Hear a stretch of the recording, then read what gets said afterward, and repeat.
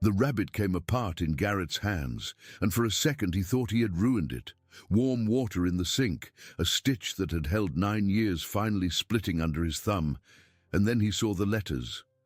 Black marker in the inner seam, faded but readable. 2 initials, 1 last name. Garrett stopped breathing. Ghost on the kitchen tile whined once, soft, low, exact, like a dog who had waited 9 years for a man to finally see it. Before we go further, drop a comment telling us what part of the world you're listening from, and hit subscribe so you don't miss stories like this. Garrett Moody stood at the kitchen sink in the small house on the edge of Clarksville, Tennessee, and did not move for a long time. The water ran and ran. His thumb was still holding the inside-out seam open, keeping the 2 little letters and the small last name in the daylight, and he was afraid that if he closed the fabric back on itself, the letters would disappear again and take the last 9 years with them. D. Reyes, just that, 2 initials and a family name that had lived under Ghost's chin, under Ghost's belly, under Ghost's paw at the back door on cold mornings, for as long as Garrett had owned the dog.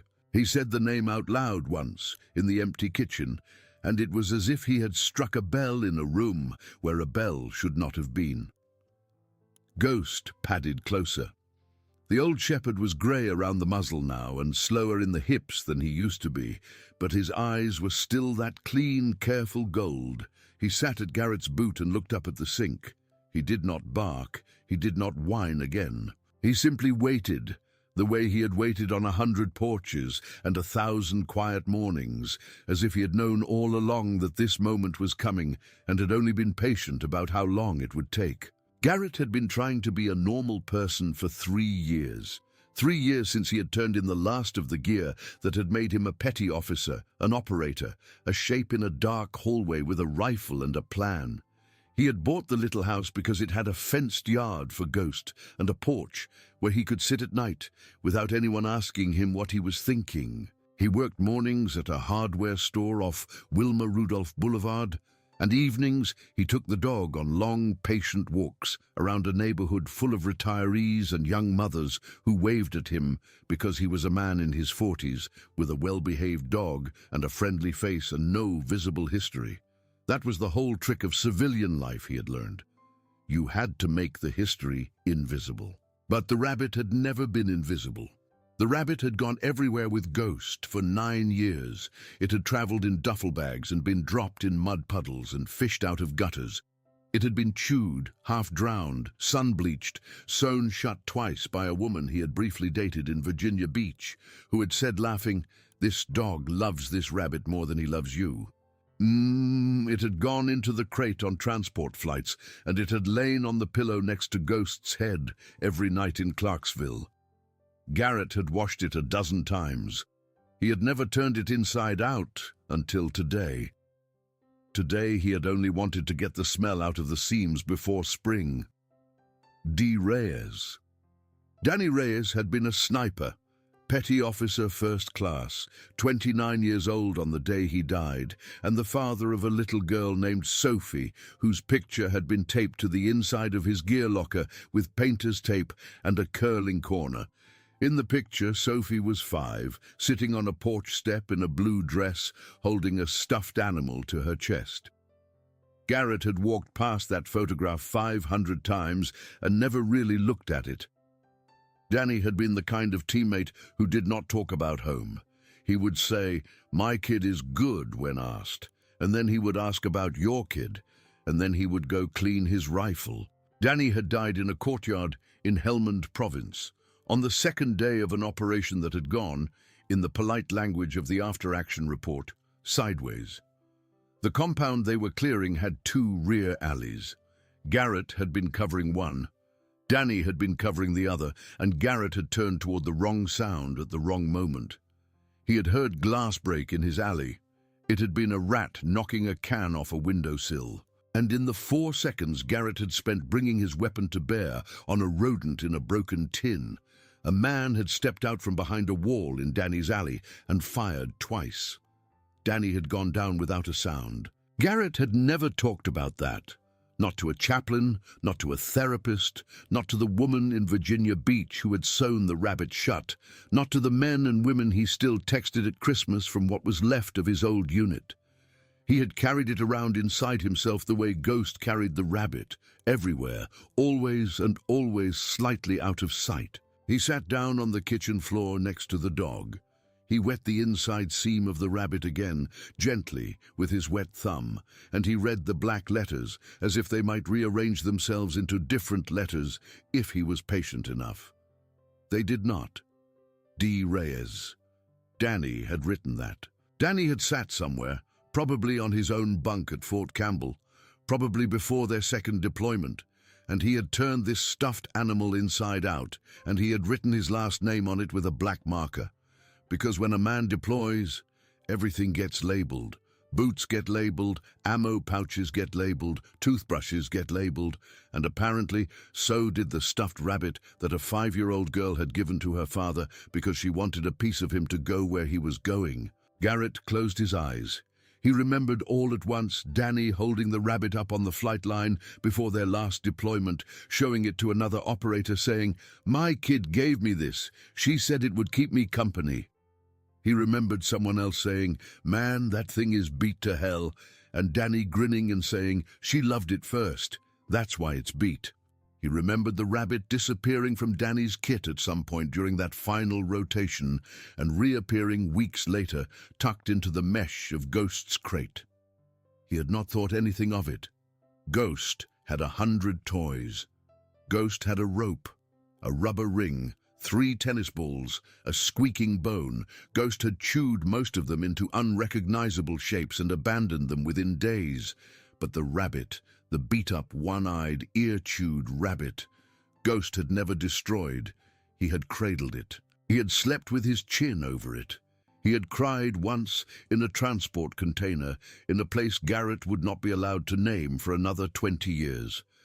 When a young lieutenant had picked up the rabbit and tried to play a game of tug with him. Ghost had cried, and Garrett had made the lieutenant put the rabbit down. Ghost had known. Ghost had known the whole time. The dog had been carrying Danny with him. Garrett stood up. He walked to the counter. He picked up his phone. His hand was steadier than he expected. He scrolled through his contacts to a name he had not called in 6 years. Master Chief Terry Nash, who ran a veterans support line out of San Diego, and who had been on the second team on the compound that day, and who had come to Garrett's house the week after his medical retirement and stayed on the couch for 4 days without ever asking him a single hard question. Garrett called Terry. Terry picked up on the 3rd ring. "Moody," Terry said, warm and low. "Long time." "I need to find someone," Garrett said. Terry did not ask why. He said, "Tell me what you have," Garrett told him.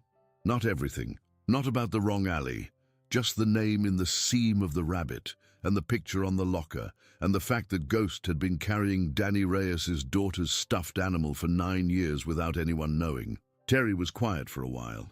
Then he said, "That dog is a better man than most of the men I've served with." "Yeah," Garrett said. "Give me a couple of days," Terry said. "I'll make some calls." Garrett hung up. Ghost was sitting at his feet again. The rabbit turned right side out and lay gently between his paws. The seam was still slightly open. The letters were hidden again, but Garrett could feel them, the way you can feel an old scar under a shirt. He knelt down. He said to the dog, "You've been trying to give it back this whole time, haven't you?" Ghost put his chin on the rabbit and closed his eyes. The next morning, Garrett did not go to work. He called the store and said he had a family thing, and he sat at his kitchen table with a legal pad and a pen, and he wrote out everything he could remember about Danny Reyes. The town Danny had grown up in, which was somewhere outside El Paso, though Garrett could not remember the name. The wife, Anna, who had been quiet and dark-haired and very tired at the memorial service. The daughter, Sophie, who had been 5 and had worn a black dress and had stood behind her mother's leg the whole time and had not cried. The mother-in-law, who had cried enough for everyone. He wrote all of it down. He wrote down Danny's favorite meal, which had been green chili stew that his own mother made. He wrote down that Danny had played guitar. He wrote down that Danny had told him once, on a very long, very boring watch on a rooftop in a place where nothing was happening, that the thing he was most afraid of was not dying. The thing he was most afraid of was Sophie growing up, not remembering his voice. Garrett stared at that line for a long time. Terry called back on the fourth day. He said, "I found an Ana Reyes in San Antonio, widowed.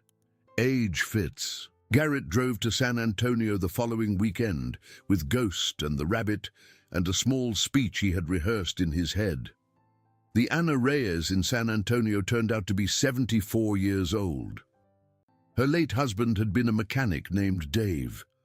She fed Garrett tamales and sent him on his way with a gentle look that suggested she had understood, from the moment he began speaking, that he was a man who was carrying something too heavy and looking for the wrong person to hand it to. He drove the 10 hours back to Clarksville feeling like a fool, but he did not stop. He called Terry again. He called a woman named Louise, who worked in the family support office at Fort Campbell and who remembered Danny by name because Danny had brought little Sophie to a family day at the base, and the girl had won a stuffed rabbit at the ring toss and had insisted on giving it to her daddy. Louise was quiet for a while on the phone. Then she said, "Oh, Garrett, oh, honey." She said Anna had remarried. She said she thought the new husband had been an engineer and that they had moved to North Carolina, somewhere near Asheville. She could not remember the town. She would call him back. She called him back that afternoon with a county, Buncombe, and a first name for the new husband, Mike. That was all she had. Garrett spent 2 more weeks on the phone. He called every school district he could find in Buncombe County. He called 2 veterans groups in Asheville. He called a church that a friend of a friend had suggested. He was polite. He was patient. He said over and over, "I'm not trying to intrude. I just have something that belongs to their family.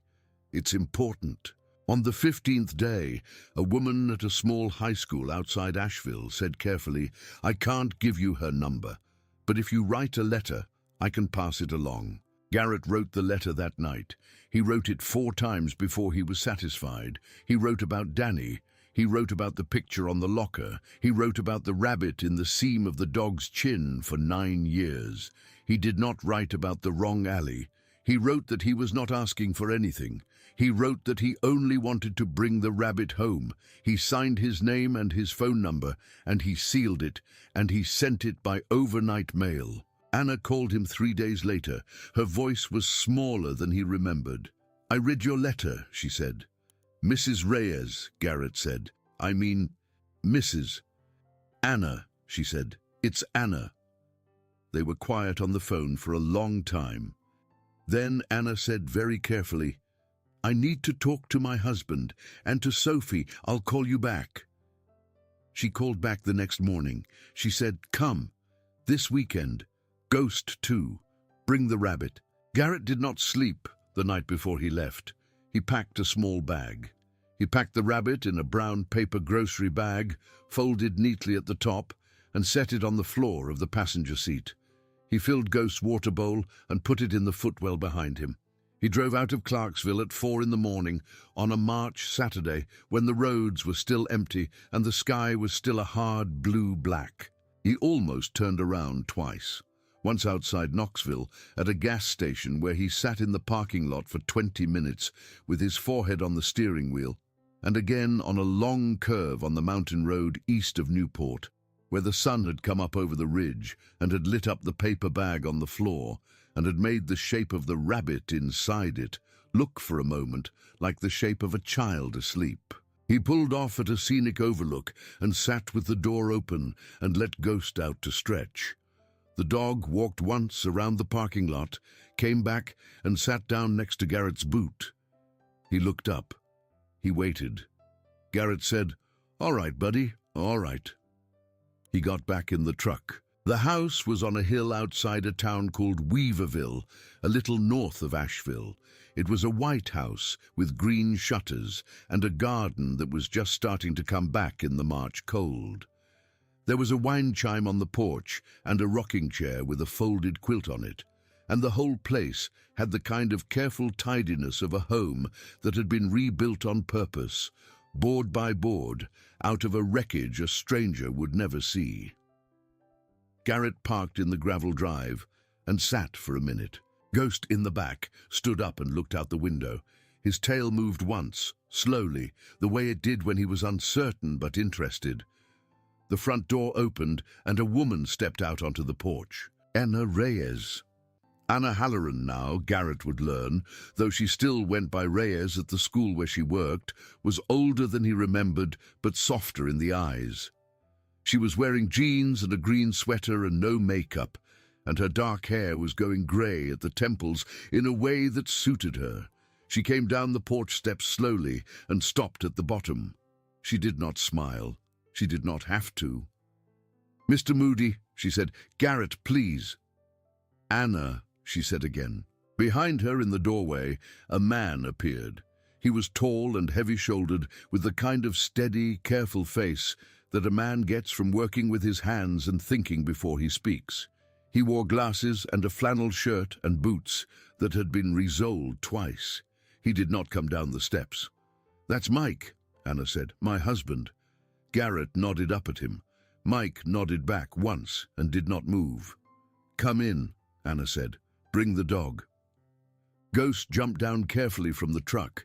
His hips hurt some mornings, and this was one of them, but he shook himself off and walked at Garrett's side up the gravel and up the porch steps with the paper bag held very still in Garrett's hand. Mike stepped aside in the doorway. He did not offer his hand. Garrett understood. He was, in Mike's eyes, a piece of an old life that Mike had spent 14 years helping Anna outgrow. He was a man from a dead husband's world, walking into a living husband's kitchen. Mike had every right to be careful. The kitchen was warm and smelled like coffee. There was a jar of daffodils on the table. Anna gestured to a chair, and Garrett sat. She poured him a cup of coffee. Mike leaned against the counter with his arms crossed. Ghost lay down at Garrett's boot with the paper bag between his front paws. "She's outside," Anna said quietly, meaning Sophie. "She said she'd come in when she was ready." "Okay," Garrett said. They sat with the coffee for a long moment. Then Anna said, "Tell me again, from the beginning, slower this time." Garrett told her. He told her about Danny on the flight line with the rabbit. He told her about Ghost picking it up in the transport container. He told her about 9 years. He told her about the marker in the seam. He did not tell her about the wrong alley. He did not know how yet. Anna listened without moving her hands. When he was done, she said, "May I see it?" Garrett lifted the paper bag onto the table and opened it. He took the rabbit out and set it in front of her. It looked smaller in this kitchen than it had ever looked at home. One button eye missing, both ears chewed down to little worn stubs. A body that had been washed so many times the fur was no color at all. Anna did not touch it right away. She just looked. Then she reached out with one finger and pressed the top of the rabbit's head gently, the way you might press the forehead of a sleeping child to see if they have a fever. Her chin trembled. "He asked me for it," she said. "The night before he left the second time, he came into Sophie's room while she was sleeping, and he stood there for a long time, and then he came out and he said, 'Anne, if I take it, is that all right?' And I said, 'Take it. She'll never know.' And she never did. She was 5. She had 10 stuffed animals. She didn't miss it, but he took it. He said she stopped. She swallowed.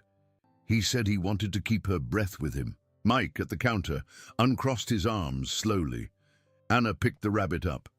She held it against her chest. She said, 9 years, this dog."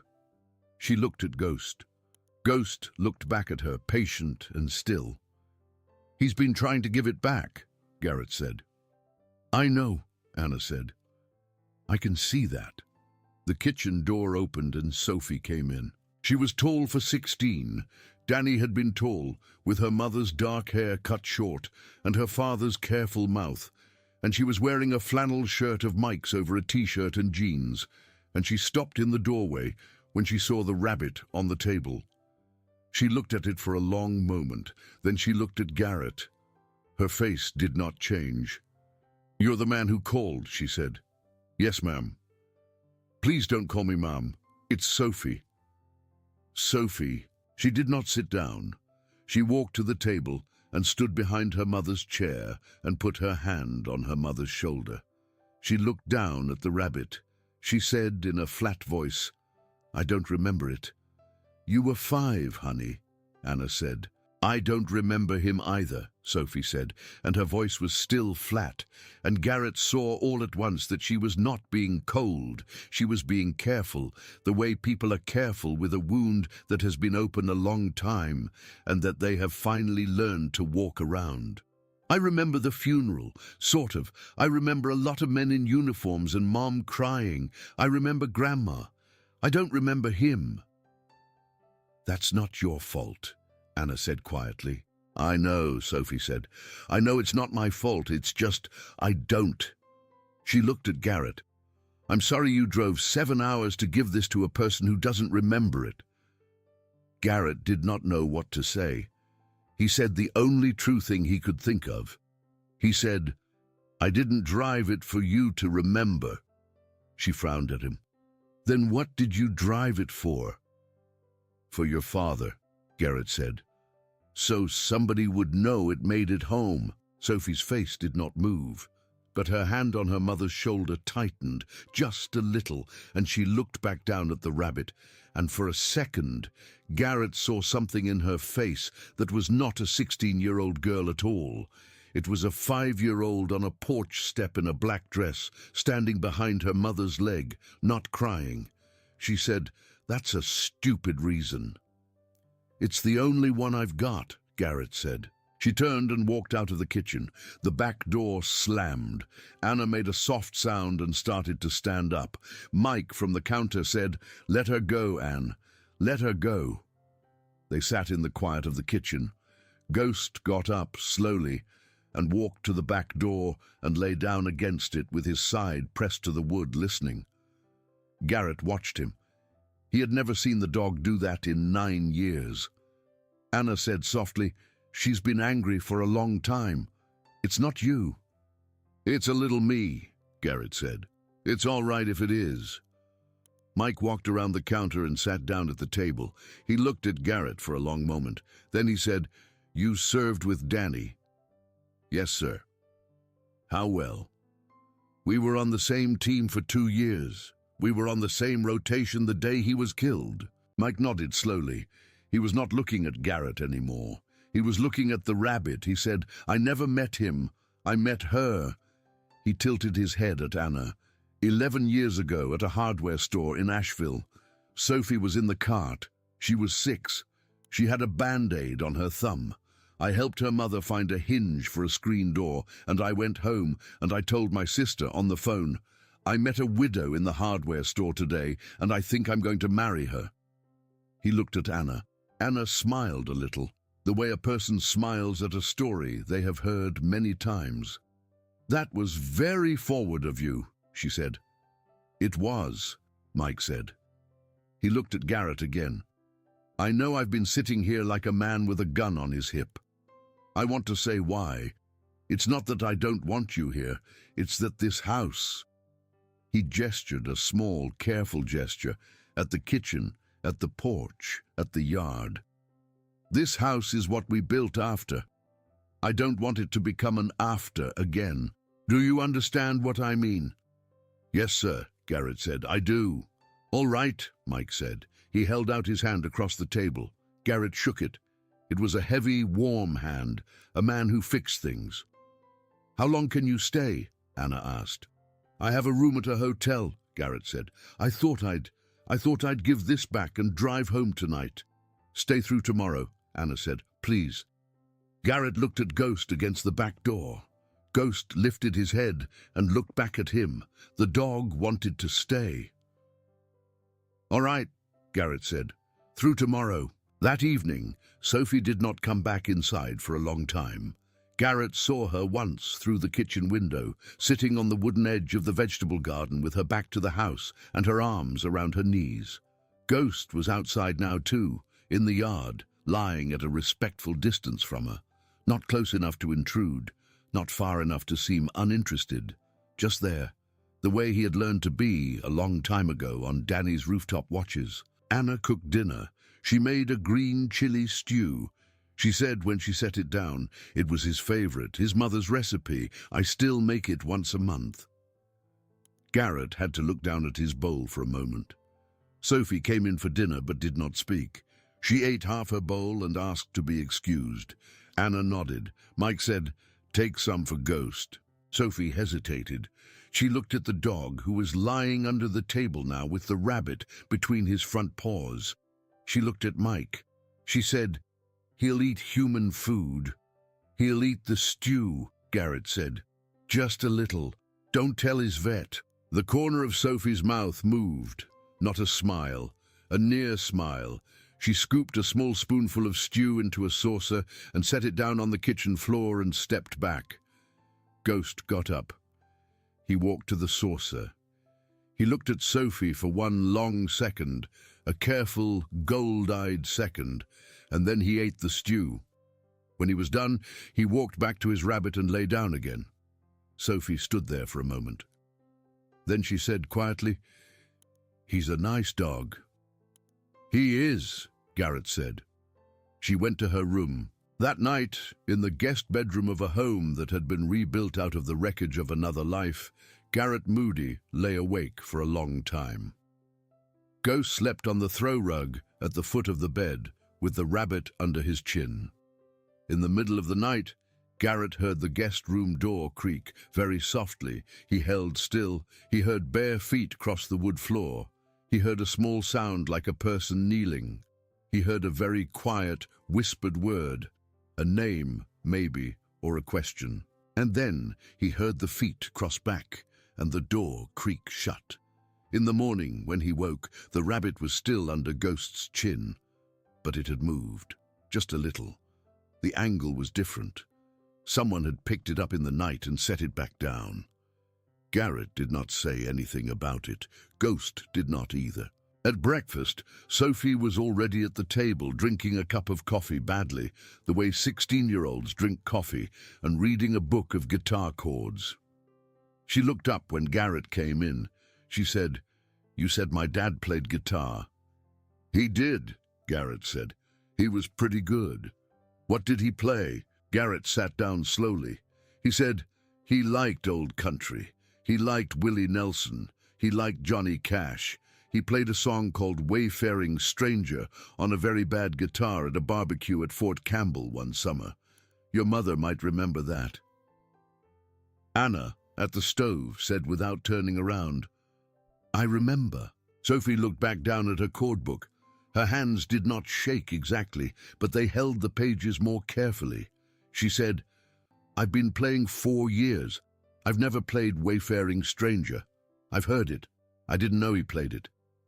"He wasn't good on the low strings," Garrett said. "He always slurred them." Sophie nodded slowly, as if filing that away in a place inside her that she had been keeping empty for a very long time and had only just now realized was empty for a reason. "Mr. Moody," she said. Garrett." "Garrett." She closed the book. "Can I ask you something? And you have to tell me the truth." His stomach dropped. He said, "I'll try." "Were you there when he died?"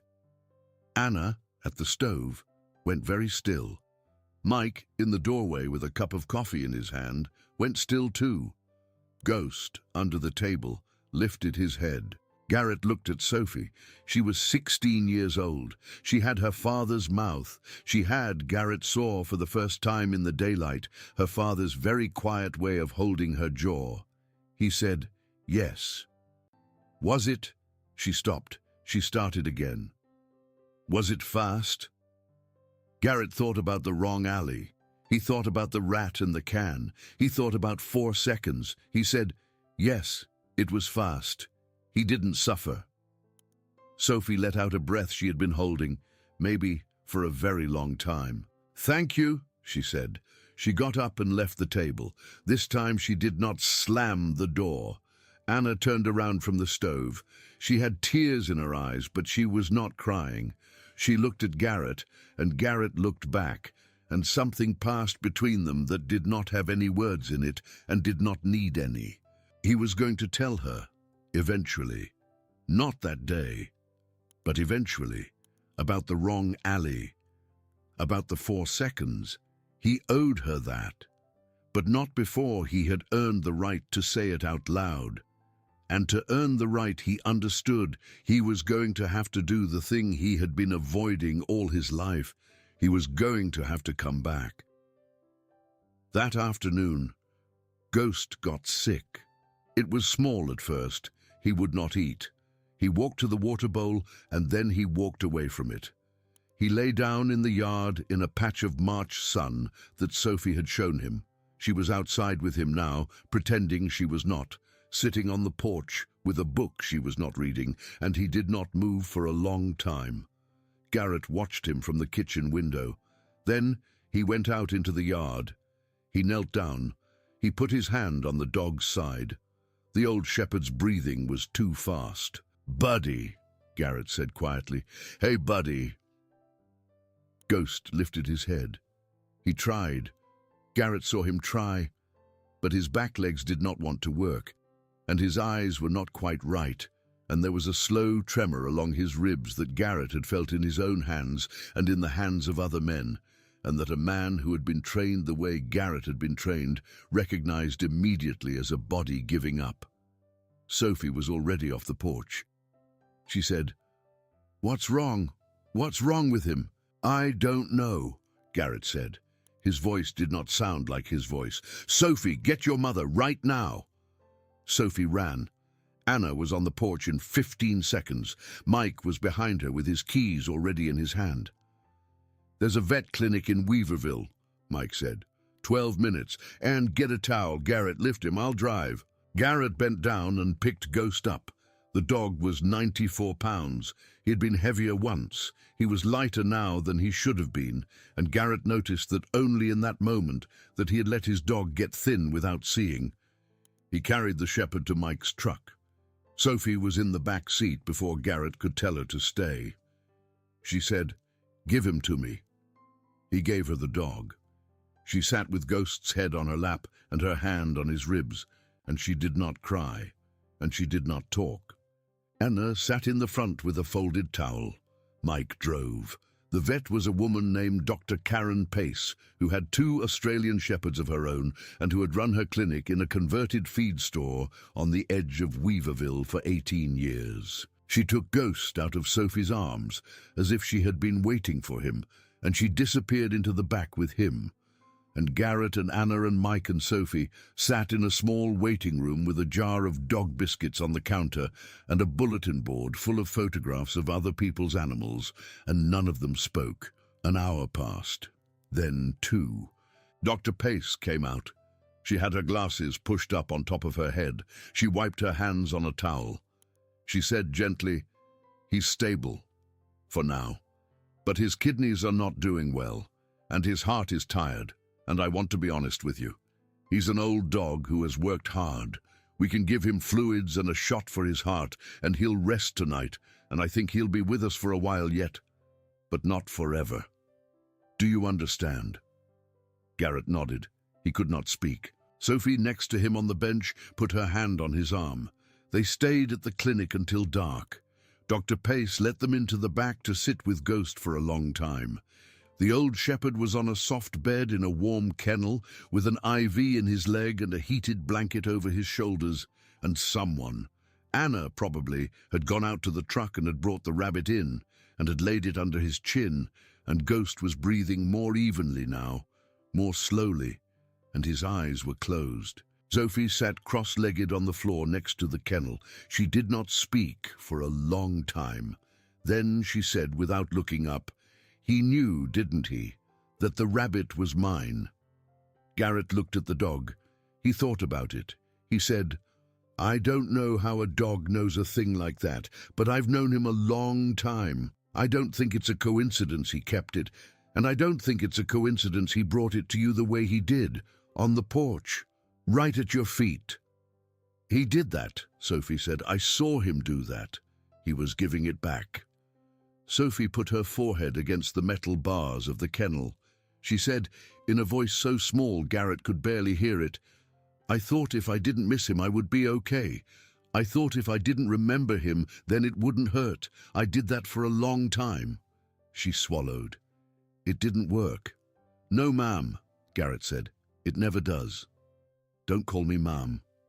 Sophie. She was crying now, very quietly, the way her father had cried once, in a hallway in Kandahar, when he had gotten a letter from her mother with a crayon drawing folded inside it.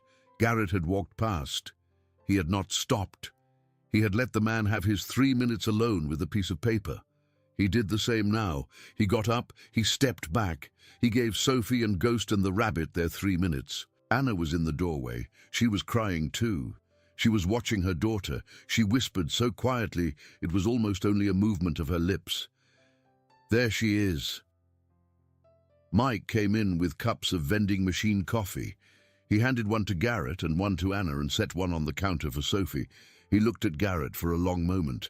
Then he said, "You were covering another angle, weren't you?" Garrett looked at him. Mike said, "I have a brother, airborne. He came home. He talks about angles in the middle of the night. He says he was always covering the wrong angle." Mike looked at the kennel. "The men who come back and do this, call people, drive 7 hours, sit in a vet clinic, they're always the ones covering the wrong angle. My brother told me that." Garrett looked at the floor. "You didn't kill him," Mike said quietly.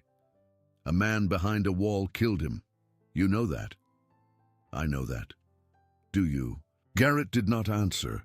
Mike nodded slowly.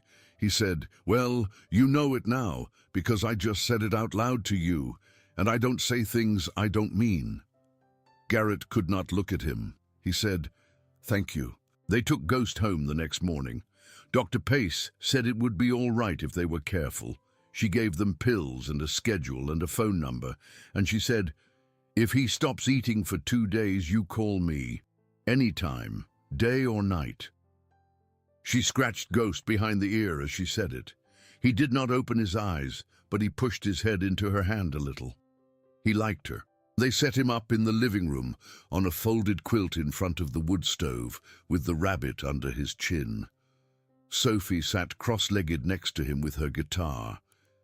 She had gone into her room and gotten it without a word, and now she was tuning it in a soft, careful way, and Anna in the kitchen had stopped what she was doing and was standing very still. Sophie played Wayfaring Stranger.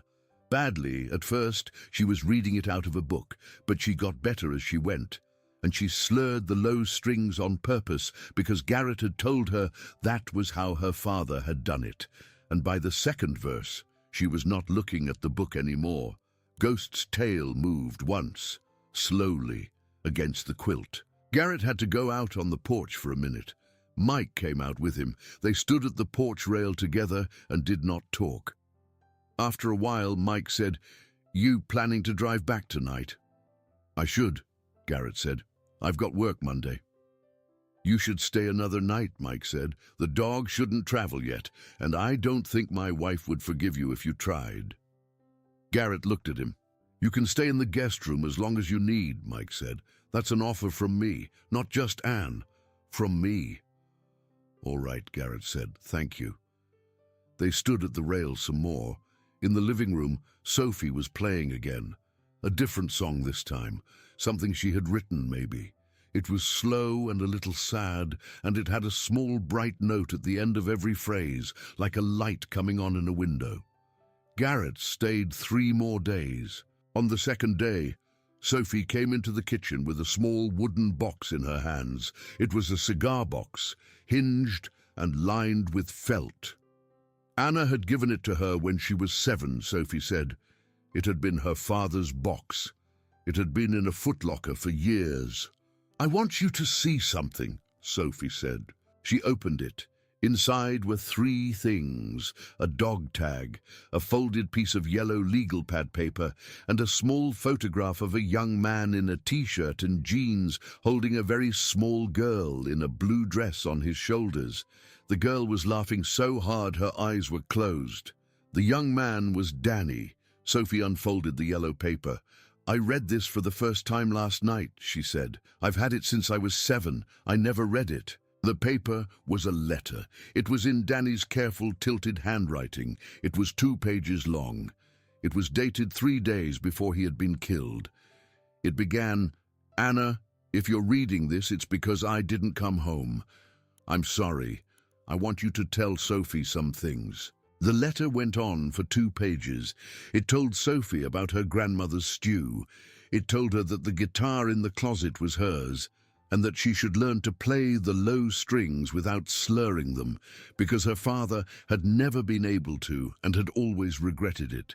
It told her that a man on his team was going to bring her a stuffed rabbit one day, and that she should take it back without making a fuss, because the rabbit had traveled a long way and was tired.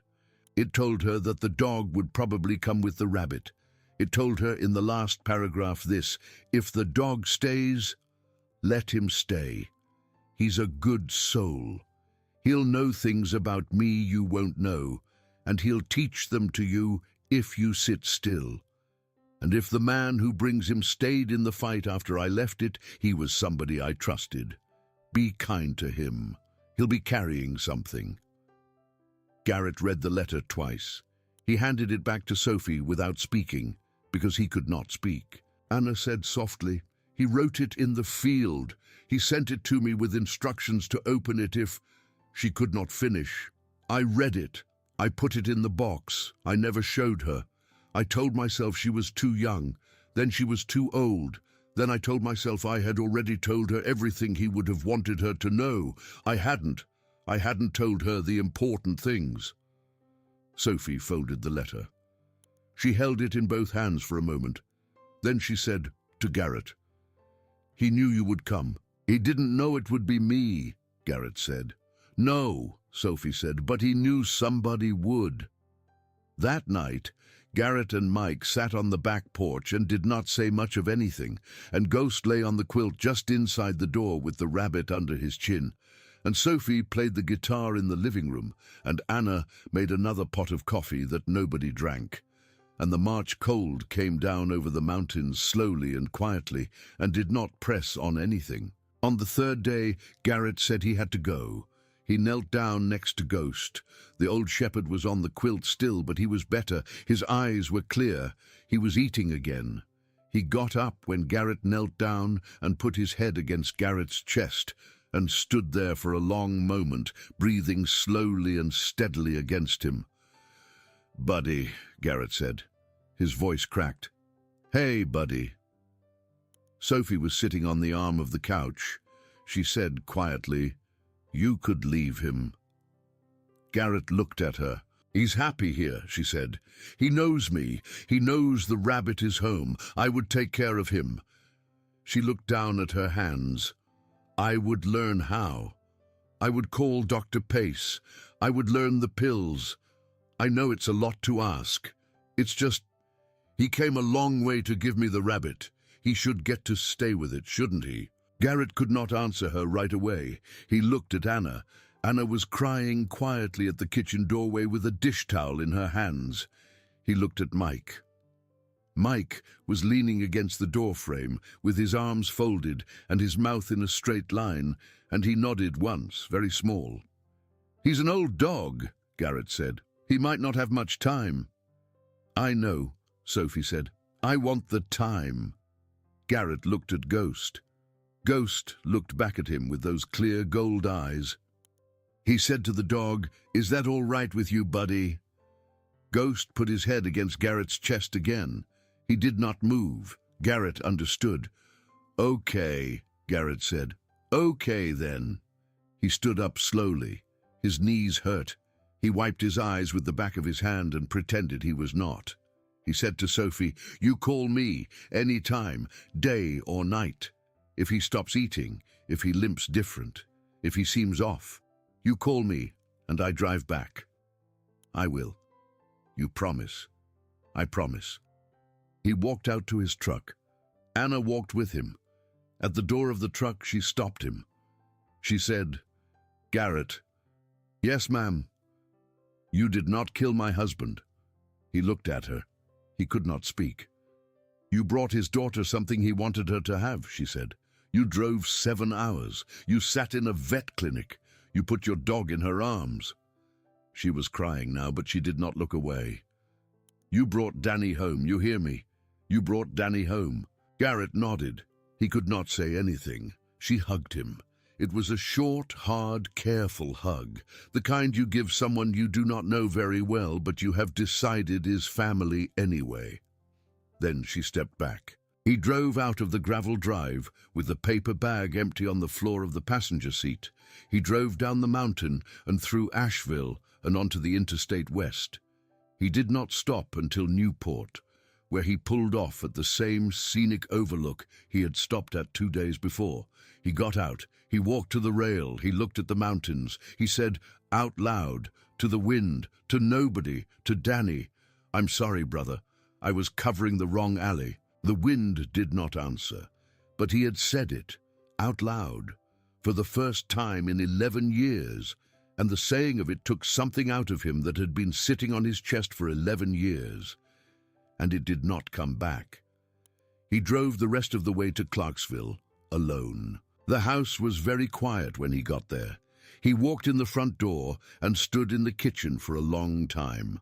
The water bowl on the floor, the dog bed by the wood stove, a tennis ball under the couch that had not been chewed in 6 months because Ghost had gotten too old for tennis balls. Garrett picked up the tennis ball. He held it in his hand. He sat down at the kitchen table. He put his forehead on his arms. He wept, not for a long time, but properly the way a grown man weeps once every few years, when something inside him that has been holding too much finally puts a piece of it down. Then he got up. He washed his face. He fed himself a bowl of cereal. He went to bed. He slept. In the morning, he called the hardware store. He said he needed a week off. His boss, a good man named Hollis, who had done 2 tours in Iraq and did not ask questions, said, "Take 2." Garrett drove back to North Carolina the following Saturday. Ghost was on the porch when he pulled up, on his quilt in the March sun, with Sophie sitting next to him tuning a guitar. Ghost lifted his head when he saw the truck. His tail moved. Garrett stayed the weekend. Then he drove home. He drove back the next weekend, and the weekend after that. By June, he was driving back once a month. By August, he had taken to calling on Wednesdays to check on the dog and to talk to Sophie about her guitar and to hear Anna laugh in the background at something Mike had said in the kitchen. In September, Sophie played Wayfaring Stranger at a school assembly. Anna sent Garrett the video. He watched it in the parking lot of the hardware store on his lunch break with the truck door open, and he cried again, quietly, without shame, into his hand. Ghost lived another 8 months. He died in his sleep in November on the quilt in front of the Halloran wood stove, with the rabbit under his chin and Sophie's hand on his side. She called Garrett at 3 in the morning. She was crying too hard to speak at first. When she could, she said only, "He went easy, I promise you he went easy." Garrett drove down the mountain the next day. They buried the dog under a dogwood tree in the back of the garden. Mike had dug the hole himself without asking. Anna had wrapped Ghost in his quilt. Sophie had wanted to bury the rabbit with him, but Garrett had said gently, "No, that was his job, Sophie. He carried it a long way to give it to you. Keep it, it's yours." She kept it.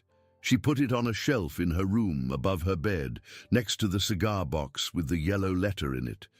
It sat there for years. Garrett drove home that evening. He did not go to the overlook this time. He went straight through. He stopped at his kitchen. He stood at his sink. He looked at the empty dog bed by the wood stove for a long moment. And then he did something he had not done in a very long time. He got out a pen and a piece of paper. He sat down at his kitchen table. He wrote a letter to the mother of another man from his old unit, a man named Ellis Rowe, who had died in a different courtyard on a different day, and whose son Garrett had also never contacted. It was a short letter. It said, "I served with your son.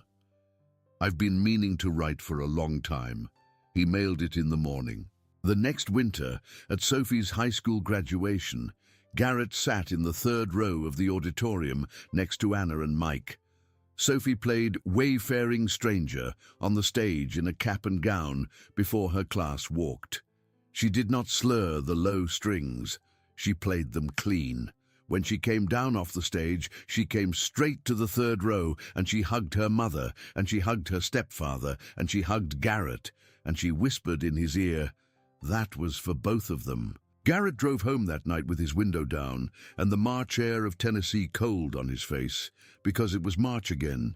The year had come round, and outside Knoxville he pulled off at a gas station, and he stood in the parking lot with his forehead against the truck for a minute, remembering the same parking lot 2 years earlier when he had almost turned around. And he thought about how sometimes the whole point of a long life is that you keep going the one time it would be easier to turn back, because on the other end of that drive is a girl who does not know yet that she is going to remember her father because you kept going, and a woman who does not know yet that she is going to forgive you, and a stepfather who does not know yet that he is going to be your friend, and a dog on a porch waiting to give something back. He got in the truck, he drove home, and when he got there the house was still quiet, but it was a different kind of quiet. It was the quiet of a room where a heavy thing had been sitting for a long time and had finally been carried out. Garrett Moody lived 22 more years. He never had a dog again. He said once, when a friend asked him why, "I already had the best one. There isn't another one after Ghost." He kept the collar on a hook by the back door until the day he died. He was buried in a small cemetery outside Clarksville with military honors. Sophie Reyes played Wayfaring Stranger at his grave. She was 38 years old. She had a husband and 2 children by then, a boy and a girl. The girl was named Danielle, and she was 5, and she was holding a stuffed rabbit that had been given to her by her grandmother from a shelf above her mother's childhood bed. The rabbit had one eye and both ears chewed flat, and the little girl held it very close under her chin the whole time her mother played. At the end of the song, Sophie's daughter looked up at her grandmother Anna, who was standing next to her, and asked, in the way 5-year-olds ask questions at gravesides without knowing they are asking something enormous, "Grandma, was he a good man?" Anna looked down at her granddaughter. She said, "He was a very good man, honey. He brought your grandpa home." The little girl thought about that.